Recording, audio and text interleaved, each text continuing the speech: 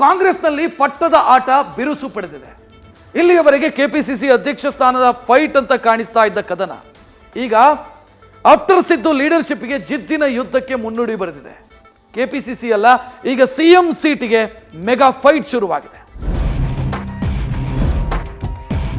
ಮುಖ್ಯಮಂತ್ರಿ ಭಾಗಿ ಭವ, ಮುಖ್ಯಮಂತ್ರಿ ಆಗೇ ತೀರ್ತಾರೆ ಡಿ.ಕೆ. ಶಿವಕುಮಾರ್.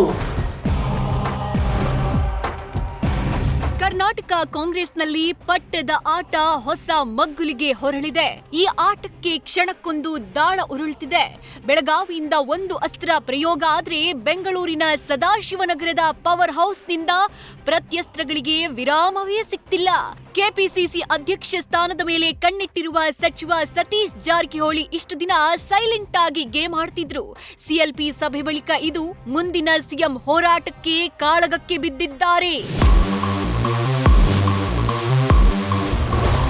ಡಿಕೆಗೆ ಧರ್ಮಗುರುಗಳ ಆಶೀರ್ವಾದ, ತುತ್ತ ತುದಿಗೇರಿದ ಕಾಂಗ್ರೆಸ್ನಲ್ಲಿನ ದಂಗಲ್. ಡಿಕೆಶಿ ಪರ ಬ್ಯಾಟ್ ಬೀಸಿ ಹಳ್ಳಿ ಹಕ್ಕಿಯ ಅಚ್ಚರಿ, ಯೋಗ್ಯತೆ ಪ್ರಶ್ನಿಸಿ ಕೆಣಕಿದ ಸಿಟಿ ರವಿ.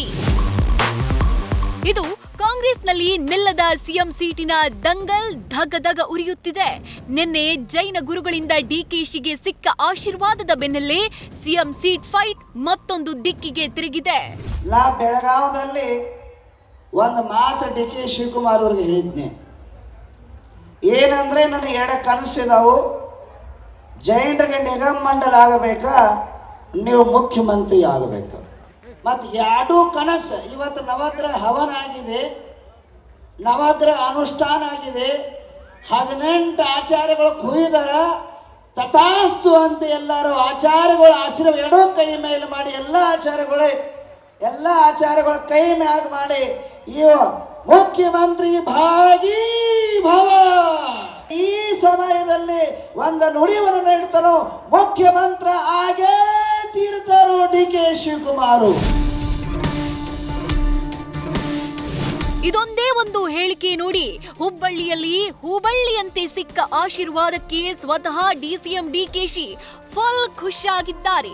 ಆದ್ರೆ ಜೈನ ಗುರು ಭವಿಷ್ಯವಾಣಿ ಬಗ್ಗೆ ಬಿಜೆಪಿ ಎಂಎಲ್ಸಿ ಸಿಟಿ ರವಿ, ಯೋಗ ಇದ್ರೆ ಯಾರು ಬೇಕಾದ್ರೂ ಸಿಎಂ ಆಗ್ಬಹುದು, ಆದ್ರೆ ಯೋಗ್ಯತೆ ಇದ್ದವರು ಮಾತ್ರ ಒಳ್ಳೆ ಮುಖ್ಯಮಂತ್ರಿ ಆಗ್ತಾರೆ ಅಂತ ಟಾಂಗ್ ಕೊಟ್ಟಿದ್ದಾರೆ. ಯೋಗ ಇದ್ದವರು ಯಾರು ಬೇಕಾದ್ರೂ ಮುಖ್ಯಮಂತ್ರಿ ಆಗ್ಬಹುದು, ಆದ್ರೆ ಒಳ್ಳೆ ಮುಖ್ಯಮಂತ್ರಿ ಆಗೋದಕ್ಕೆ ಯೋಗ್ಯತೆ ಬೇಕು. ಯೋಗ ಇದ್ದವರು ಮುಖ್ಯಮಂತ್ರಿ ಆಗೋದಕ್ಕೆ ಯಾರು ತಪ್ಸಕ್ಕಾಗಲ್ಲ, ಯೋಗ ಇದ್ರೆ. ಆದ್ರೆ ಡಿಕೆಶಿ ಪರ ಎಚ್ ವಿಶ್ವನಾಥ್ ಆಡಿದ ಮಾತು ಮಾತ್ರ ಅಚ್ಚರಿ. 5 ವರ್ಷ 3 ವರ್ಷ ಯಾರು ಕೇಳ್ತಿದ್ದಾರೆ? ನ್ಯೂ ಸೆನ್ಸ್ 136 ಸ್ಥಾನ ಬರೋಕೆ ಡಿಕೆ ಶಿವಕುಮಾರ್ ಕೊಡುಗೆ ಇದೆ. ಎಲ್ಲದಕ್ಕೂ ಡಿಕೆಶಿಯರದ್ದು ಖರ್ಚಾಗಿಲ್ವಾ? ಅವ್ರು ಸಿಎಂ ಆಗುವುದನ್ನ ಯಾರು ತಪ್ಪಿಸಲು ಆಗಲ್ಲ ಅಂತ ಕಾಂಗ್ರೆಸ್ ಓಲ್ಡ್ ಫ್ರೆಂಡ್ ಬಗ್ಗೆ ಬಿಚ್ಚು ನುಡಿ ಹೊರಹಾಕಿದ್ದಾರೆ. ಹೌದ್ರಿ, ಅಲ್ಲದೆ ಈ ಶಿವಕುಮಾರ್ದು 136 ಜನ ಬರ್ಬೇಕಾದ್ರೆ ಅವ್ರ ಕಾಂಟ್ರಿಬ್ಯೂಷನ್ ಇಲ್ರಿ, ಅವ್ನ ಕಮಿಟ್ಮೆಂಟ್ ಇಲ್ವಾ, ಅವ್ನ ಎಕ್ಸ್ಪೆಂಡಿಚರ್ ಆಗಿಲ್ವ ಎಲ್ಲದಕ್ಕೂ. ಹಾಗಾಗಿ ಇಟ್ಸ್ ಅ ಫ್ಯಾಕ್ಟ್. ಶಿವಕುಮಾರ್ ಮುಖ್ಯಮಂತ್ರಿ ಆಗೋದನ್ನ ಯಾರು ತಪ್ಪಿಸ್ಲಿಕ್ಕೆ ಆಗಲ್ಲ.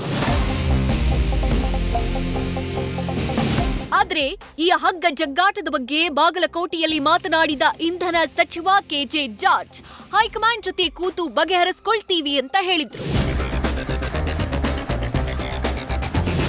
ನಾಯಕರ ನಡುವೆ ಮಾತಿನ ಬಾಣಗಳ ತುಪಾಕಿ ಸಿಡಿತಾ ಇದ್ರೆ, ಇತ್ತ ಕಾರ್ಯಕರ್ತರ ನಡುವೆ ಪೈಪೋಟಿ ಶುರುವಾಗಿದೆ.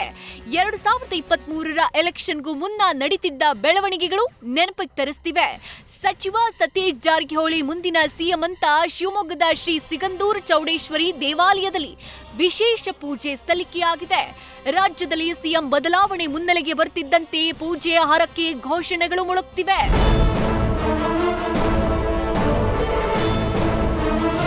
ಒಟ್ಟಾರೆ ಪಟ್ಟದ ಪೈಪೋಟಿ ತೀವ್ರಗೊಂಡಿದೆ.